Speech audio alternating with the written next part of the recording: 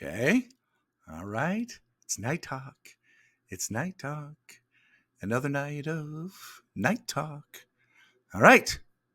Here we go. We're live. Folks, welcome to another season of Night Talk. And really thank you for joining us. This is where we kind of come out by the Instagram campfire and just chat about everything under the stars. I'm your host, Gabriel Biederman from National Parks at Night. Please comment below where you are viewing in from. And wow, what a year, by the way, we've been having in 2025 already. What are we, like 8 days in? And we've been having some epic night sky stuff going on. We start out with pretty much a new moon, dark skies abound. And, we also had this great aurora happen on New Year's Eve. Who here got to see that? It was mainly in the higher altitudes, higher latitudes, I know, but it was pretty cool to see that. And there was, what else we got? And then Matt and I, who's kind of behind the scenes right now, we went out and shot a meteor shower as well. It was pretty good, dark sky. It was only getting like 5 or so an hour, but it's still good. Still be good to be out, even though it's a little cold most places in the United States right now. So if you are passionate about night photography, and why should you be? You're here with us right now. Who here has signed up for Night Photo Summit? Because if you haven't, you really should be joining us. There's no other conference like this where we can get like-minded people to our annual Night Photo Summit virtual conference. And it's this January 24th to the 26th. We're going to have over 40 presenters and over 50 hours of inspiration, instruction, and fun, camaraderie, community, and a stellar glow-in-the-dark conference t-shirt mailed right to your home.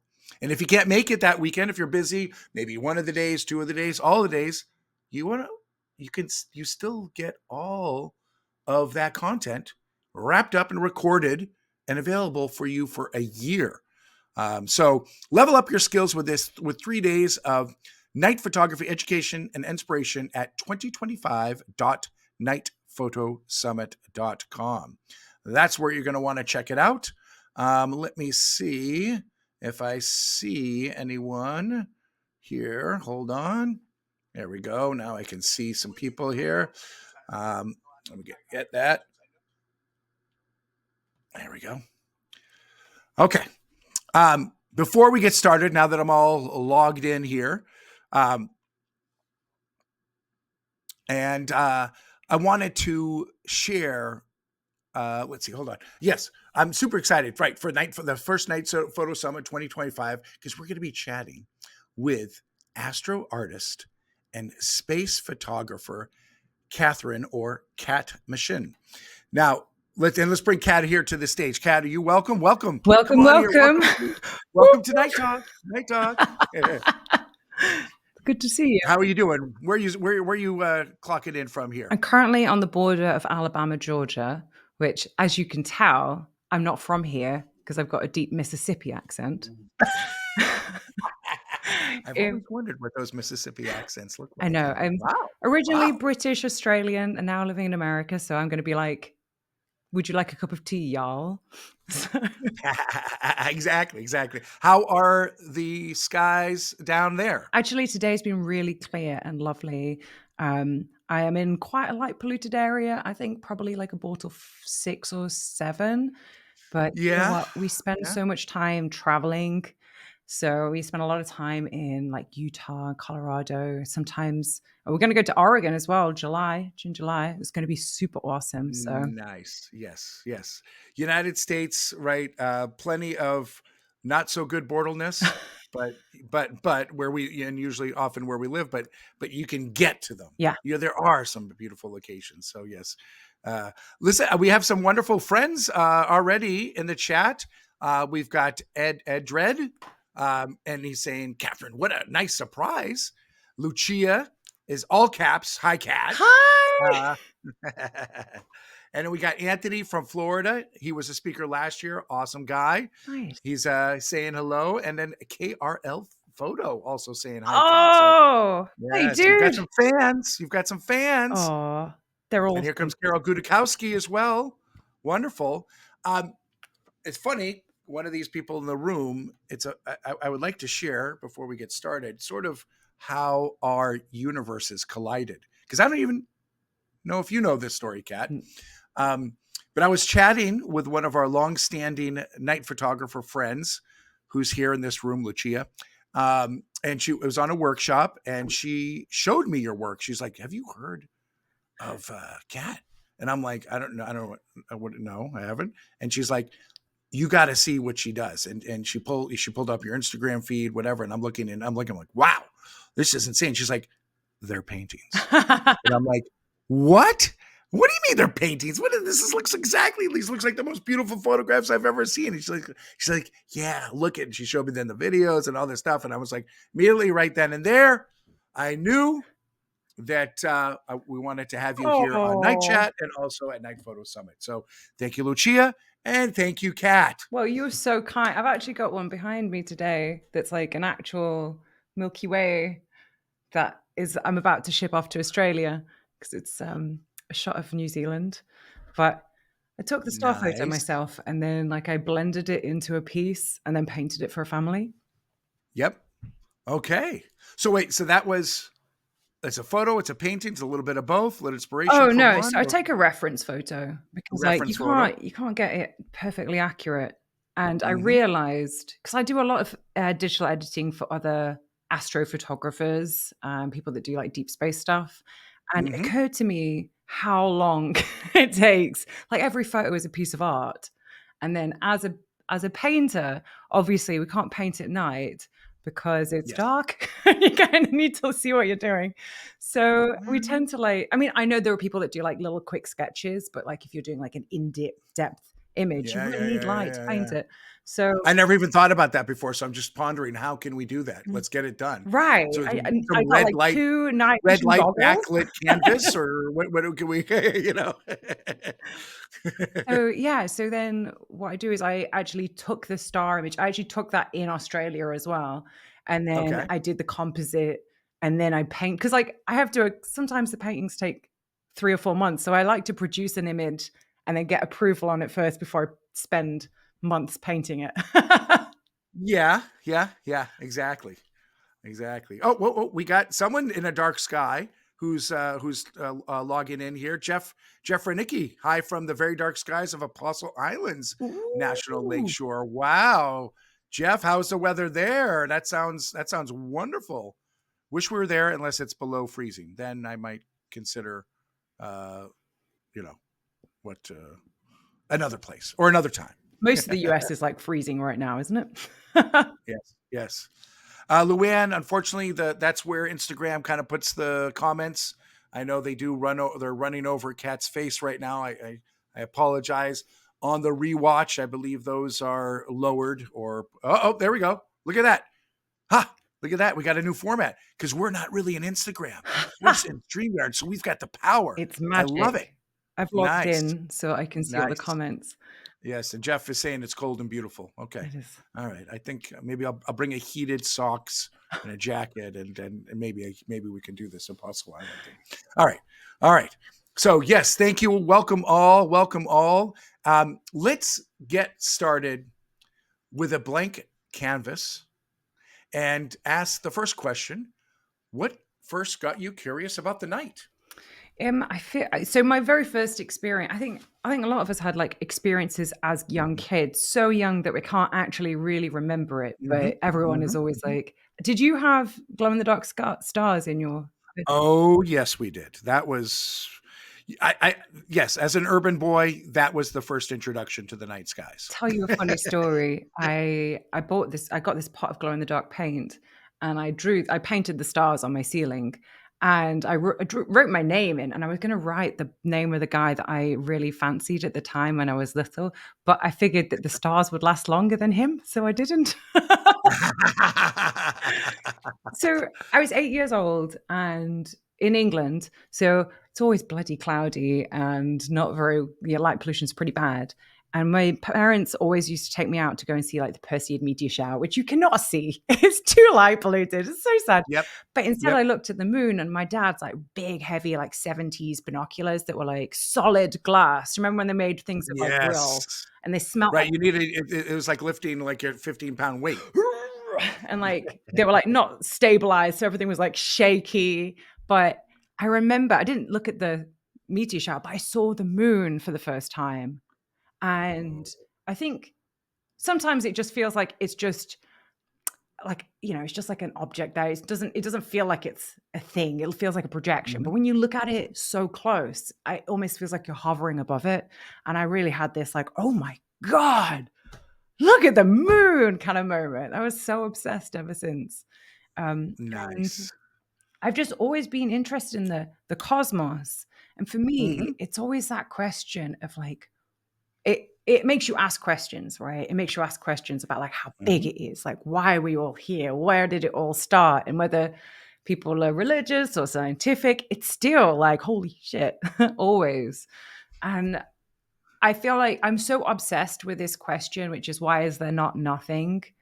Mhm. That I can't help but draw space because it's the thing that helps me contemplate it the most.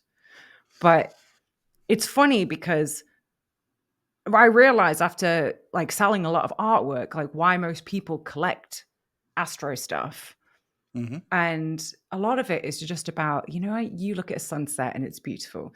But looking at like stars, it's like that on steroids. It's like the most relaxing, the most beautiful, the most like life affirming thing. It feels like the light reaches down and touches his soul or whatever.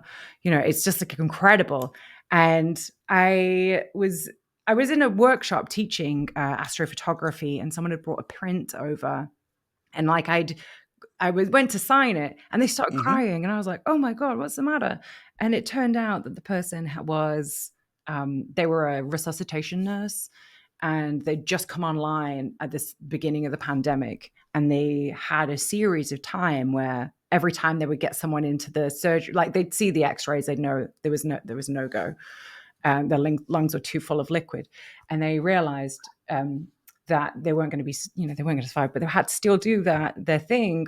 And the family's on an iPad and they're screaming, and they lost the person, 3 people in a row, absolutely Ugh. devastated. And they went home, and this print was waiting for them.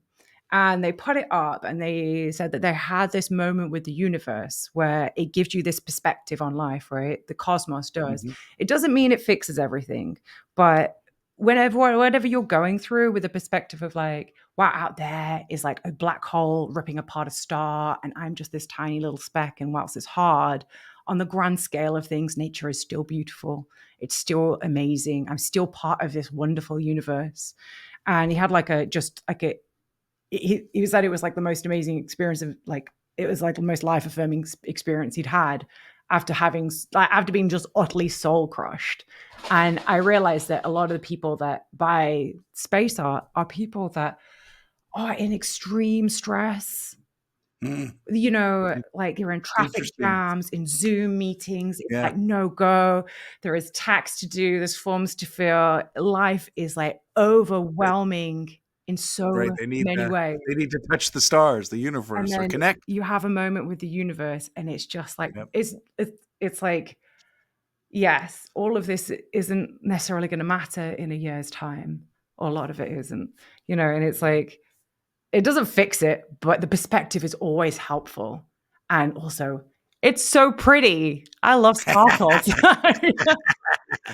Well, I gotta say that's the best answer I've ever had for what got people curious about the night. That is so sensitive and amazing, and what a story, and wow! And then I think we can all relate to that, right, to some degree, whether we saw the stars at a Star Magic store as a kid, or whether we did have early access, camping out with our family or Oh, friends and stuff. And you're right that the draw to the night, it's something that we might lose for years, right? In oh, our it just job, in the hurt. drudgery and stuff like that. But it's something that I think, the stardust inside us Yeah. craves, right?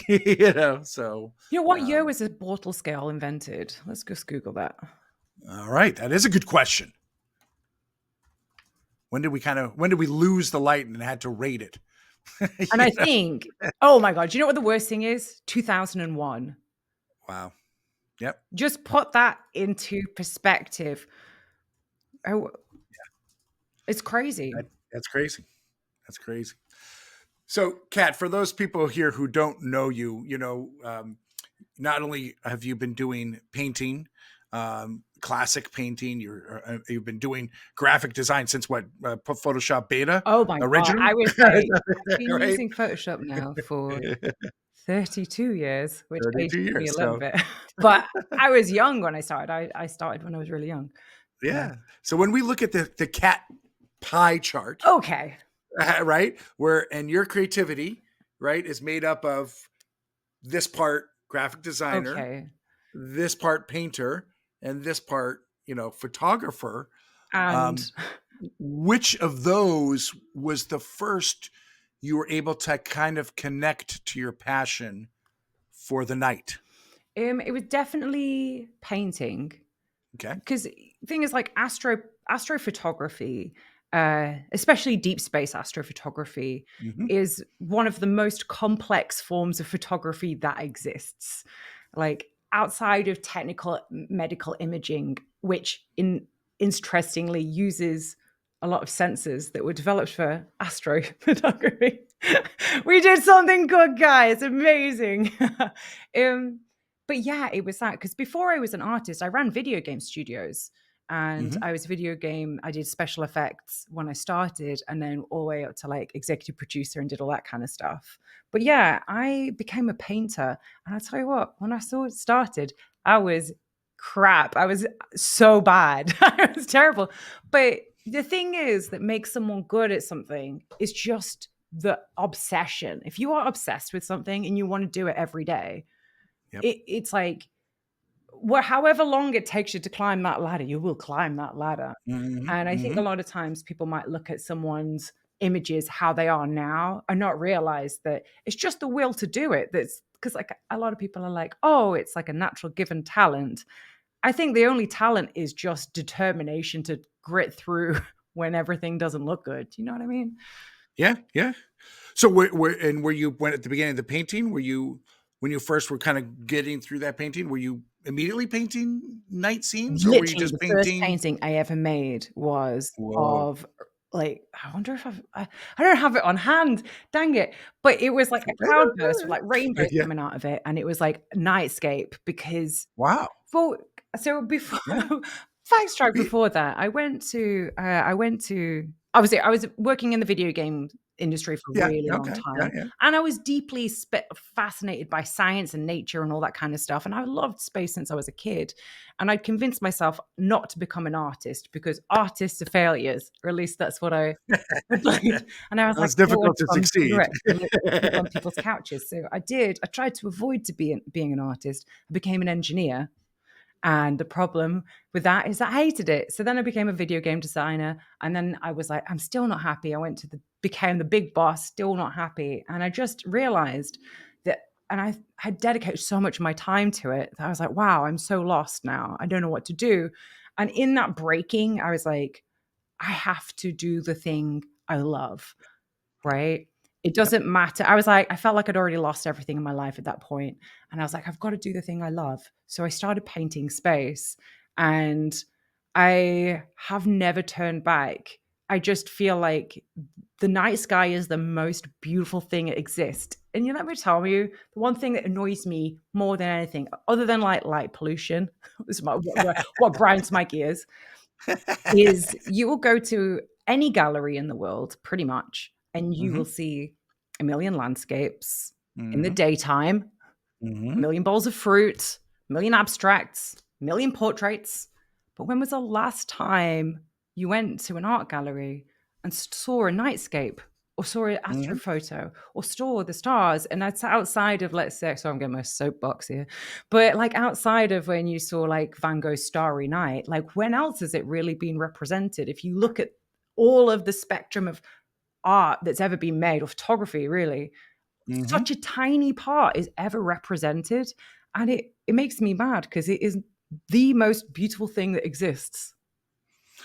Yeah, it's well, when we look at the history of just painting in general, right? When were we have to look at Van Gogh, Starry Nights, and that series, right? And we're already 400 or 500 years into painting, and that's the only That's it. surviving night scene, right? So and so that's funny. That leads me into the next question: is where?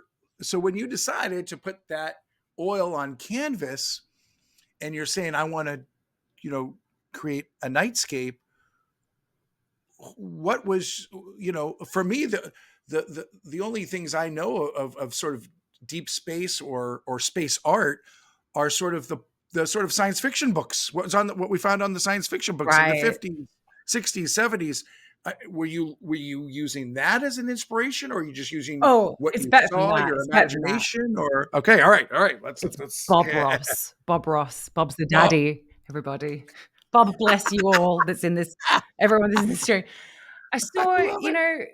and that was just my inspiration to start painting. I painted an aurora, but I mean before that, I loved watching his creations come about, and obviously my painting looks absolutely nothing like Bob Ross now, but it's I was definitely a little bit inspired by that because I was like, Uh-huh, well, because my dad had yes. started painting Bob Ross, and my dad, Okay, yeah. who's no longer with us, bless his soul, was not very good at being creative. But I thought, you know what? He's given it a solid crack. Respect. I reckon I could Mhm. do that, which is Yep, honestly, yep. I feel like most of us look at artworks and we go, I could do that. I could give that a go.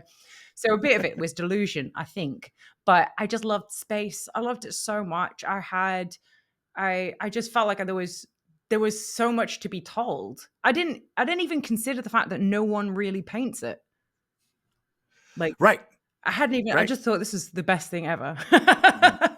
Awesome. That is such I'm a a great very that is one-track such a kind of great person. I was watching a couple of your YouTube videos the other day, and you kind of like summon your inner Bob Ross a little bit. And I was like, yeah, all right, I like this. I grew up with him, so I just I need the totally hair. get You that. know what I mean?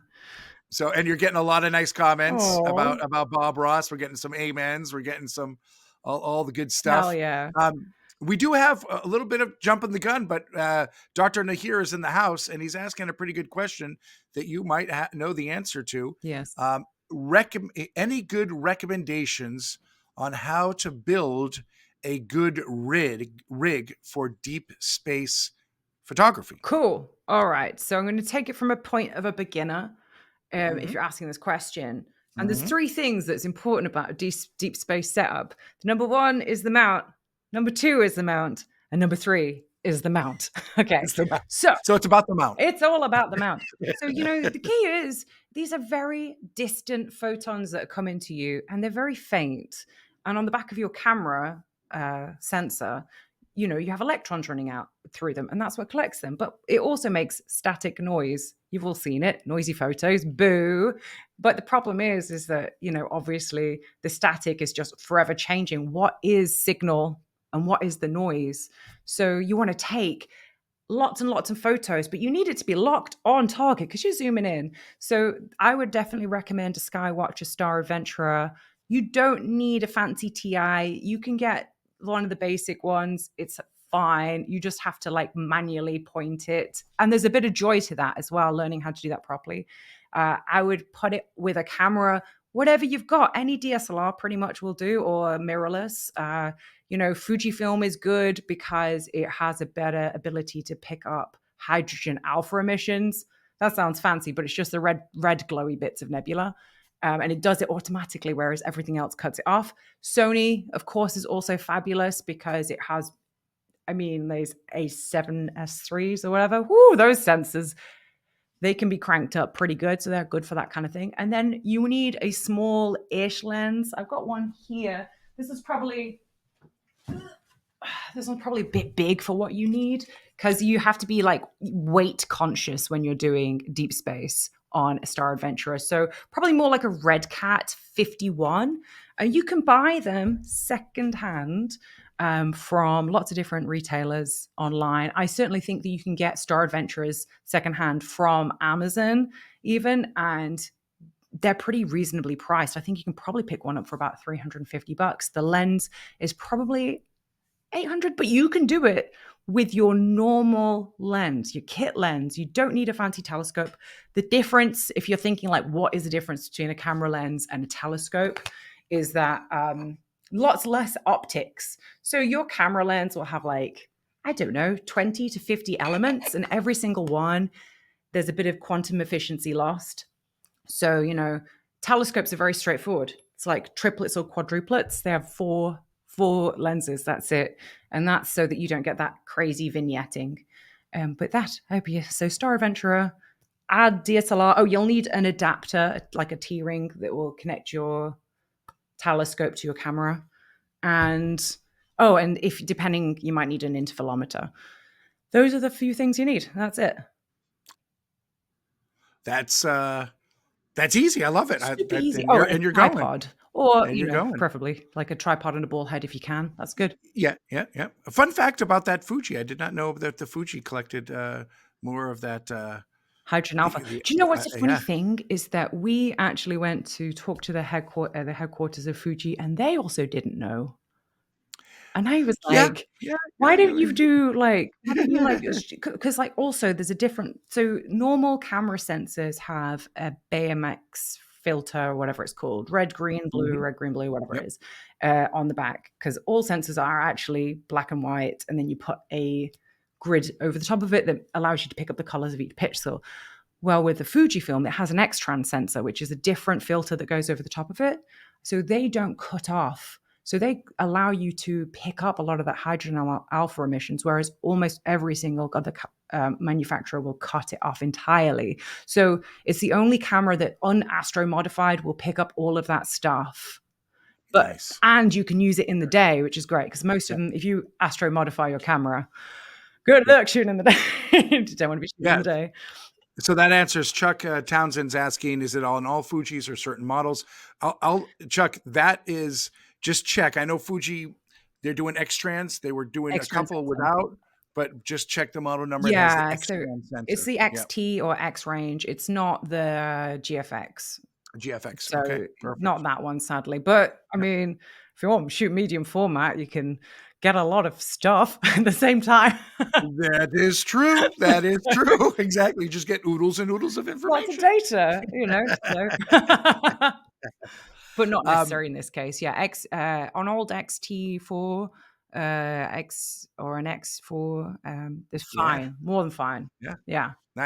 Nice. So, I mean, that leads us kind of a later question, but we're talking about it. What's your go-to gear? So we actually have a telescope remote setup in Texas, and it's a Borg 107, which is like a beautiful telescope, actually, really rare as rocking horse poop to get hold of. So I'm very grateful for it. It's a refractor, so it looks a bit like this one. But much bigger. That's on a CEM 70 mount. It has chroma filters, and we have a ZWO 2600 camera, which is like an astro-cooled camera. When you get into like deep space, the cameras are like little, they look like little tomato tin boxes. They're little, but it has a cooling element in, because we want to cool them to like minus 10 degrees on lower, to make sure that we remove all the static as much as we can when we shoot. But if we're on the go, we are taking our Sony A7S III, we're taking our Fuji XT4 or XT5. We have a couple different ones.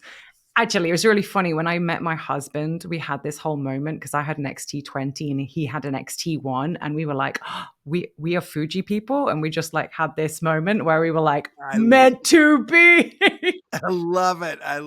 But, that's it. I mean, everything else was clicking, but when the cameras click, that's like, this is it. But now we also shoot with a Sony A7S III. I love Sony cameras. Oh my goodness. After shooting it with that, I was like, this is pretty all right.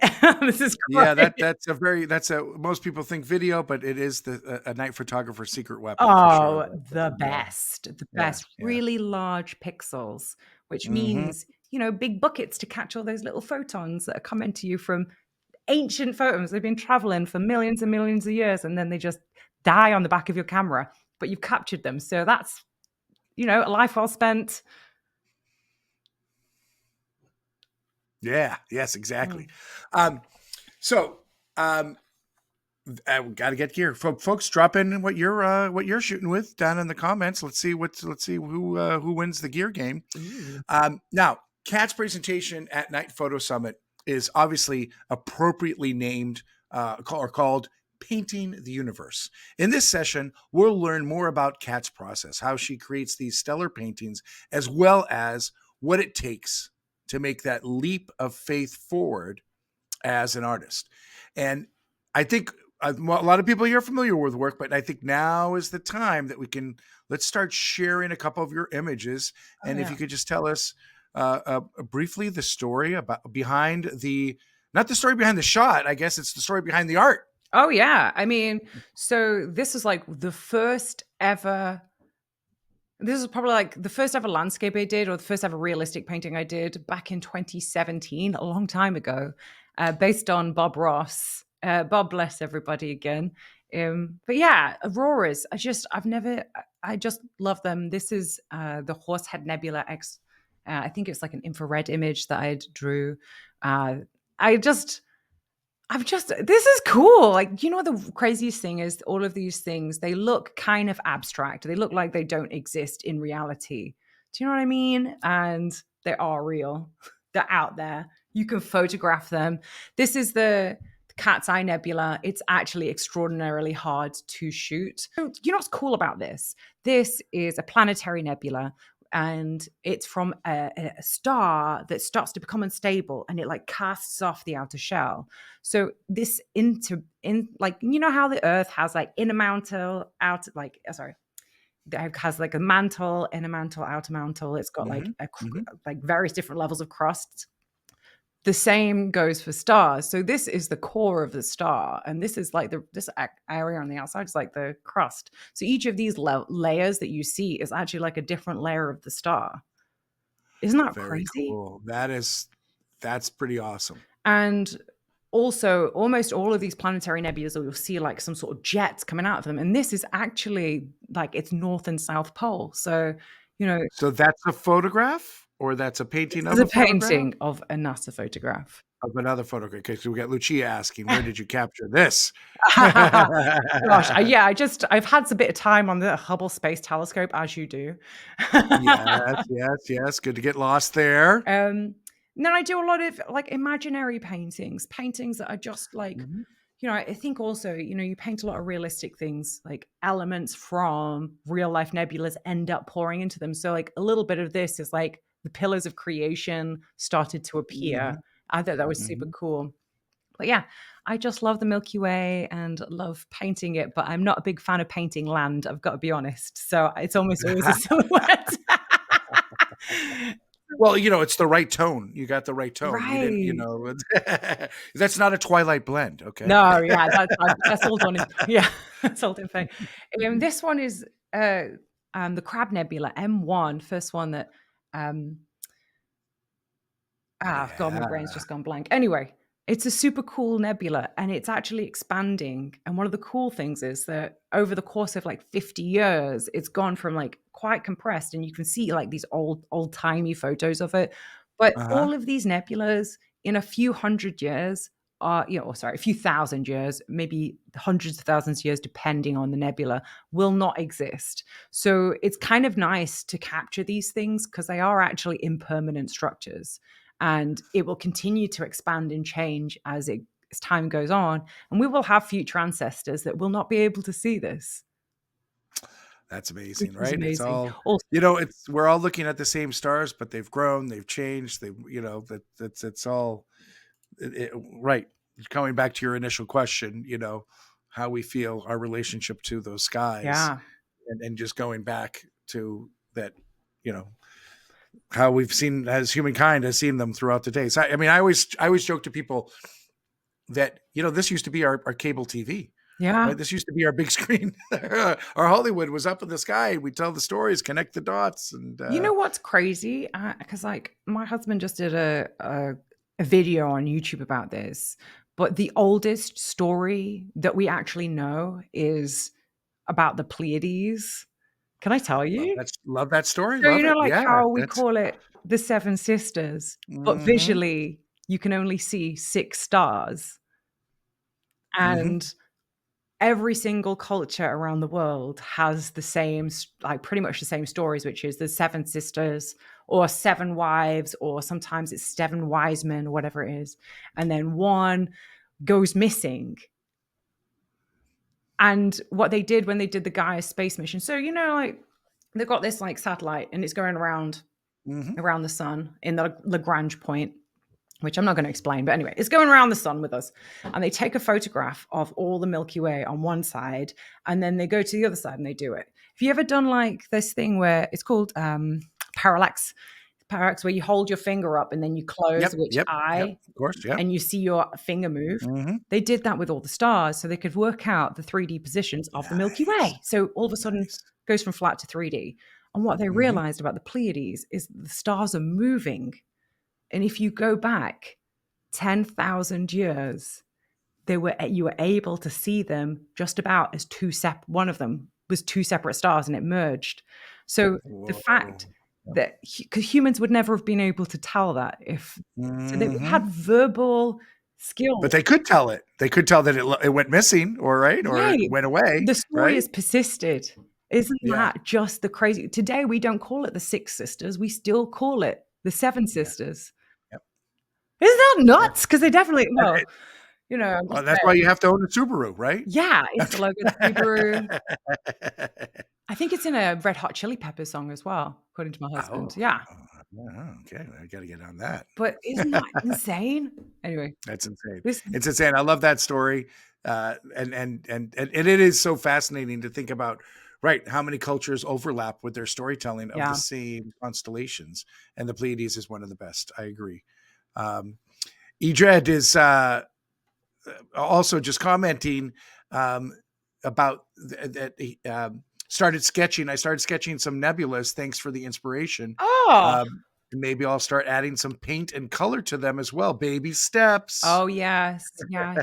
I mean, if you want to start with something that's nice and easy, definitely like pencils and chalk pastels and that kind of stuff.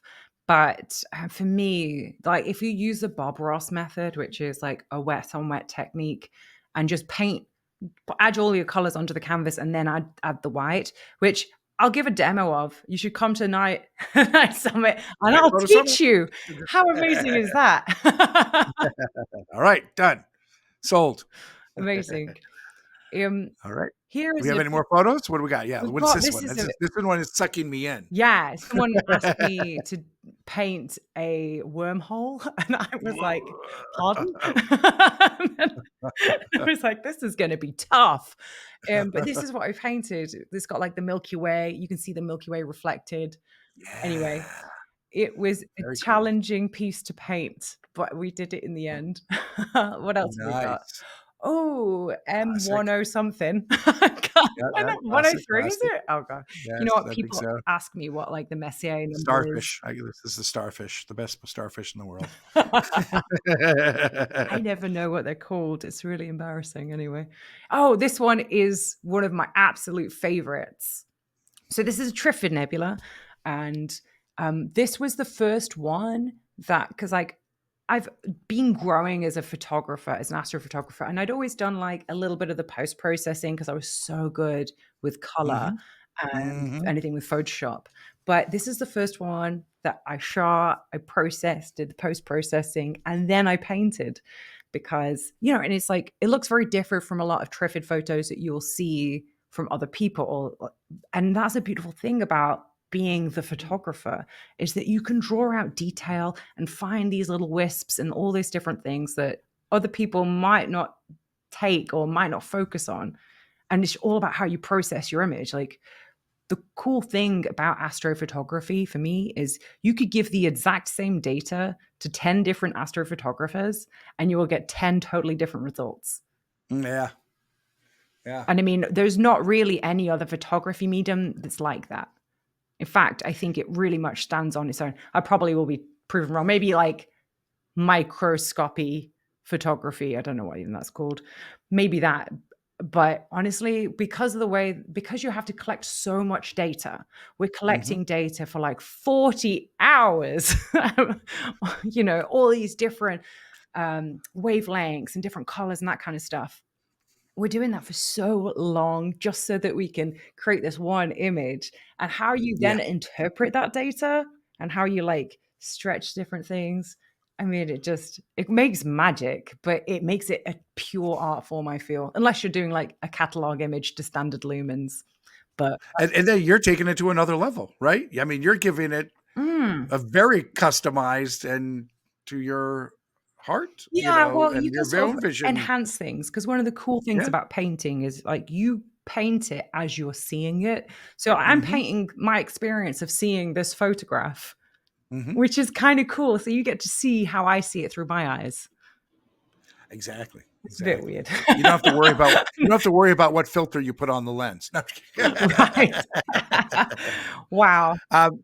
Carol is commenting that she just received this print from you last month from your store. Oh, It's stunning on her wall. oh, thank you so much for supporting. Honestly, it just means the world to me. I am still amazed every time like every time anyone buys a print, I'm still like gobsmacked. I'm still always like, "What? This is incredible."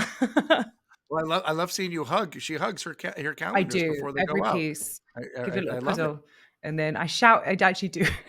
So stick the names on it. I shout the person's name and say thank you into like. I know no one's in the room with me. It's just me and my dogs. My dogs are like, this woman is crazy, but maybe the vibes will get out there. Edred is saying, "Let us know when you come back to London for your future seminar, Heck painting seminar, yes. painting seminar, I should say." He's got the palette out there. It'll probably be in summer because I've had enough of British winters. I'm sure you've already had enough of British winters too. Right? It's like if they're anything like New York winters. Yes, very similar actually. Very similar. All right. So, we have any more, or should we jump to? I have a good question for you. Ooh, another picture. So let's go to. Oh, what do we got there? I've got lots of photos, but these are like some of the pieces that I paint. Nice. Um, Okay. obviously, Well, let's talk about your store for a minute because Carol just got something from your store. So tell our viewers how they can purchase your work. yeah, What's that? so generally speaking, I only launch my stores for a really short period of time. I'm actually about to launch one at the end of January, and it's called "I Love You to the Moon and Back," and it's like a Valentine's Day store. So I'm going to be producing a beautiful mineral moon image and then printing it and then releasing it. But I was just excited about the concept because for me, it's like the moon is such a I don't know. It's like a little love letter to the universe. I think it's beautiful, and I love people that are like look at the moon people, Hmm. which I think there's a strong correlation with look at the cows people. If you're everyone, what don't you think? La Luna, the La Luna. I loved that you kind of put it out there as a poll and said Yes. which one, which one. Um, I voted for a different one. I Oh, was you going to did? say, Which one did you vote but I, for? I, I like them all. I Oh, like them did you? all. What was your favorite? I like the Golden Moon. Well, I like that one. funnily enough, after I posted it, I realized that that was actually already a painting, and I was like, "I'm an idiot." Oh, okay. I forgot to post I it thought it that looked time. familiar, but whatever. Sometimes I trick myself. I don't know if you can see. I'm just gonna I've got a little dog here. Hello, buddy. Aw, aw. And he is desperately trying to get my attention. So I'm sorry if I look a bit distracted. We got a few more minutes left. Cool Hold on tight. bananas. You had mentioned you know a little bit about making that transition to being an artist, and I know but and that's something we all struggle with, right? Yeah. And some people never become that artist. They just get the bits and fills. Some people make that. What can you share one piece? I know you're going to talk about it a little bit more in your class, but can you just share one tidbit, one little bit of advice for a budding artist and how they can perhaps start to make that leap? Look, I think the key is so you can create your first project on the back burner. My very first Kickstarter project I produced, I did 3 hours every Saturday for 8 months. And in my mind, look, I would like to find one person that doesn't spend 3 hours that they shouldn't do on their phone. Do you know what I mean? Just There's saying. that. We're all There's that. busy, but maybe we've got time somewhere, right? Um, we're all guilty. So, just with that, doing that little bit consistently and having so that's like the work that is required. 3 hours to Mhm. 4 hours every weekend for 8 months. With that, you can actually produce even for me, I was like beginner. My very first like people think I've been painting for a long time. I've only been painting for like 7 years. Before that, I had not done any painting or any art for since I was like little. So, Mhm. it's like you can develop these skills slowly over time. So that's number one. You actually don't need to like quit everything immediately and just go whole hog. I don't really recommend it, to be honest. I feel like it's good to have some sort of like building thing. Once you've put those images together, you can do your own little print launch. You don't have to buy everything in Okay. advance and all that kind of stuff. You can even just have it so that people can DM you on Instagram, or you don't even have to have like a complicated website or anything like that. You can make it really simple. In my case, I used Kickstarter because Mhm. someone said that we should have an exhibition, and I was like, that sounds like getting drunk with friends and having a good time and talking of space, and I was like, I'm in. But so the other thing is like have a have like a thing that you do, have a passion or a focus. It doesn't have to be like it doesn't have to be like based on medium. It has to be based on subject, because actually art is just a way to communicate a message that you really love. Whatever that message is. That message Mhm. might be I love dogs. It could be I love bowls of fruit. Why? I don't know, but there are, There but are there's nice fruit. I mean, I love a bit of yeah. fruit. Edward Weston's, Um, pepper, you know? yeah, this is a nice banana here. Uh, but find the thing that you can't shut up about. Like if someone kidnapped you and you had a topic that you would just talk to them relentlessly, so much so that they would throw you out of the car, it's that thing, whatever that is.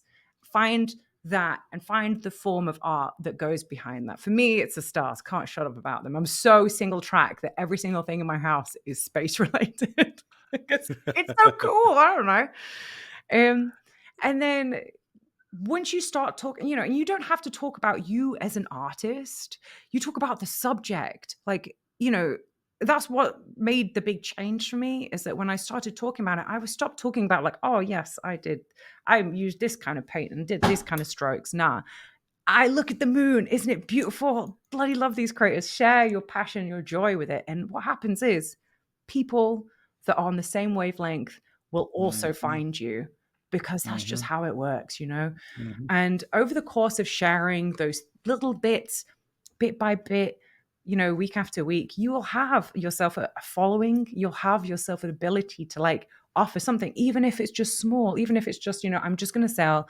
10 prints and I'm going to sell them for $50 each. That's fine. It's a great start. But it starts to escalate and build from there. And then for me, it's like you've got to fall in love with the art of business. I love it. I love putting together email campaigns. Yeah. I Yeah. love, I love just I love teaching people how to make money with art. I just think for me, if I can get someone to be full time doing it, because like here's my thing, Gabe. It's like there aren't enough people doing what we do.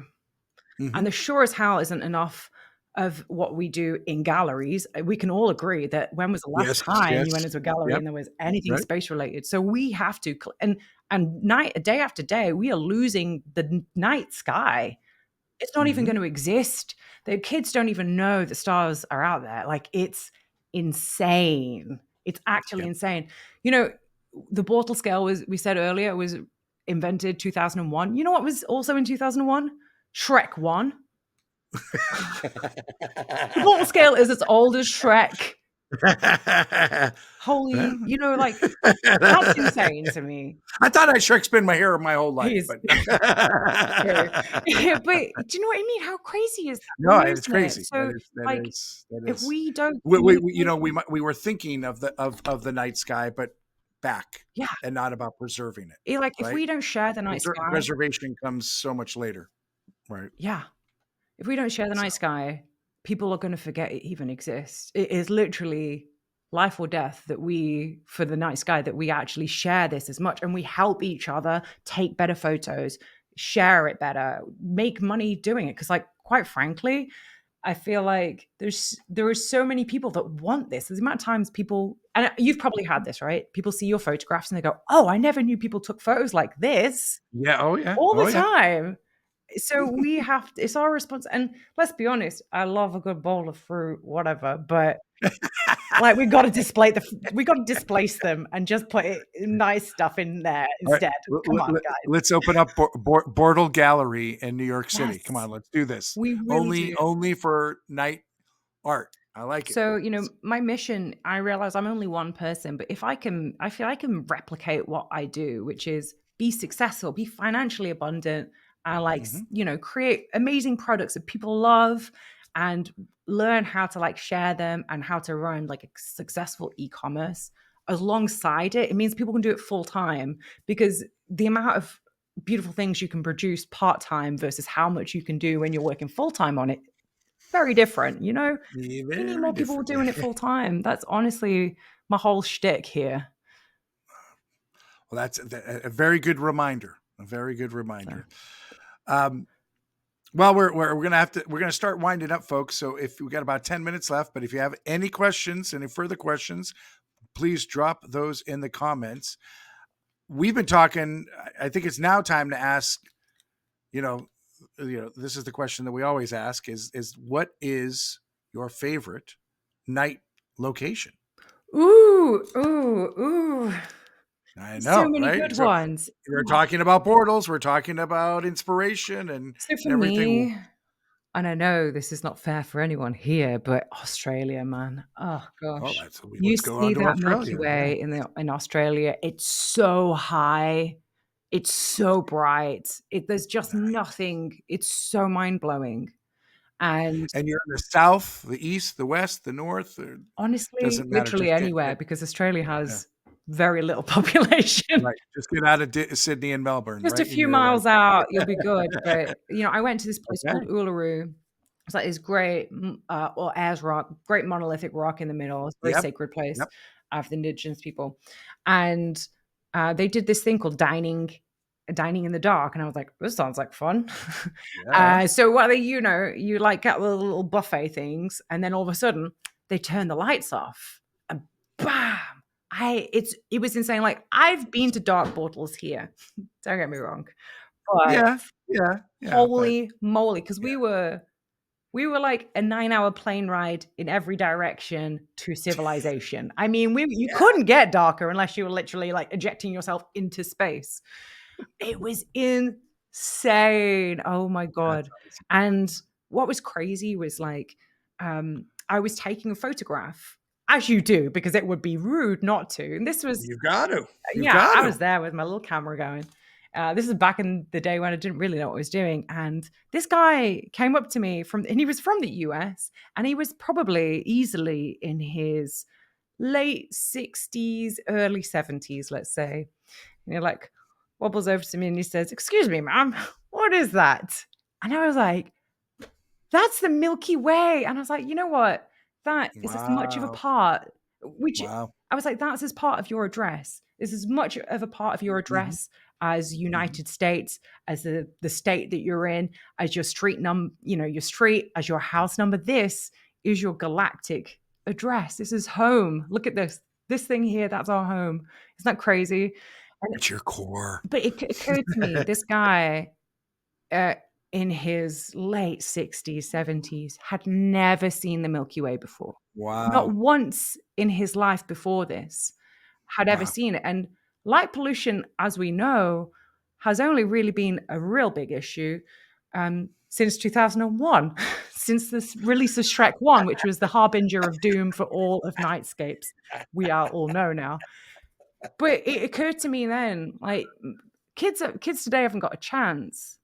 They really don't have a chance. It's like Yeah, that's hard.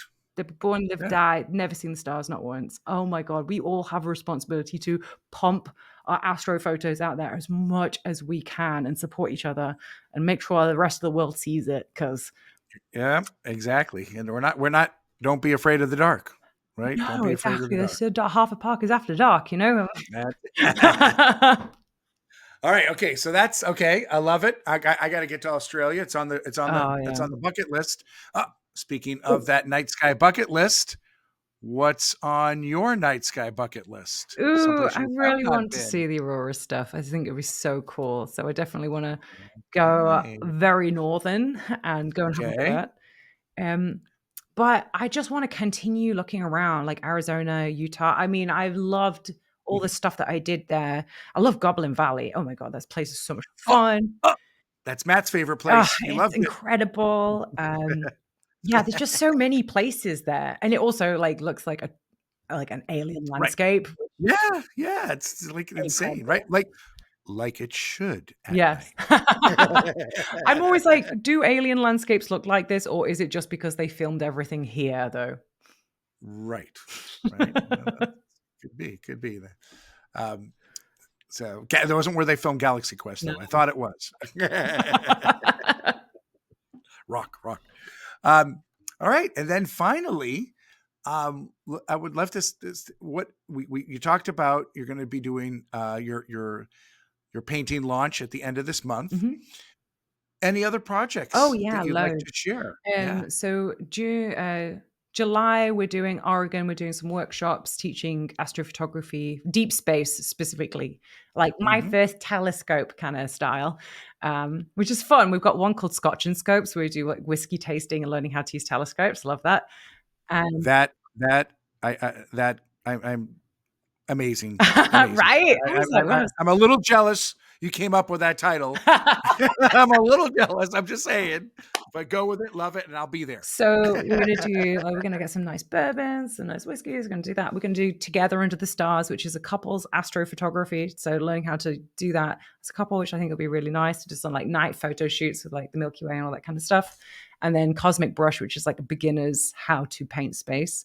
And then we do the Mhm. same in October, but we have different ones. We have one called Star Sisters, which is an all women's deep space because it can be a bit challenging as a woman to go out into the wilderness in the dark with people that you don't know. So Yes. making it a supportive environment for a lot of them to come out and take photos. We'll do another Cosmic Brush, and then we have an alumni event then. And then what else am I doing? I'm going to be doing a collab project with Andrew McCarthy in May, which is Ooh, exciting, and lots of nice. other releases probably. I'm going to do lots of painting. Yeah. Andrew spoke at Night Photo Summit last year. He's This so is, awesome. I love nice. him Yeah, so much. he's amazing, amazing. Really, really cool. His son stuff, right? As well, all the solar It's stuff. Have good because you ever you can do it in the day, you know, also. Yeah. You never ask you like solar photographers, they're never tired, ever. Yeah, right. What's up with that? Rude. Right. Actually, it was really good. I used to when my husband and I started dating, I was still in Australia for a little bit, and he would be, like, dying in an observatory on, like, Zoom, and, like, he'd be so tired, and I'd be there with, like, "It's the middle of the day for me, I'm in Australia." Sandwiches. Cheerio. That's awesome. That's awesome. Well, we got to come. We got to go. And but we are together. We are together, folks. We all will be converging. This has been just such a wonderful talk with you, Kat. So good to get to know you. Thank you, lively audience, tonight for commenting below. And again, you want to continue the conversation. You want to meet really, starry people. The place to do this safely online is at Night Photo Summit. So Yeah. just a reminder, January 24th to the 26th, 2025.nightphotosummit.com. Get your tickets. You get the super soft glow in the dark t-shirt, tons of inspiration, education, a lot of fun. There's so many breakout rooms, folks. It's like, yes, you go in and you listen to the classes and you can be in the chat. But then after the classes, a lot of the speakers will meet you at a different one of our networking planets. So you could meet them. You could meet Kat in Jupiter or Mars Yes. or anything else and continue the conversation. We've got star parties. We've got tons of giveaways. So um, I'm really, really super excited. We have a bunch of new speakers as well. Kat, I love your energy. I love what you're going to be bringing, totally new visions. We love embracing all things night. So thank you for what you do. Oh, thank you. And really, really appreciate it. Look forward to learning more. Oh, amazing, amazing. And yeah, I'm just excited. And everybody, buy your tickets. It's going to be such an amazing event. You got to find your tribe. This is the place. This is it. If you're here, you're here. All right. So thank you, everyone. We'll see you under the stars.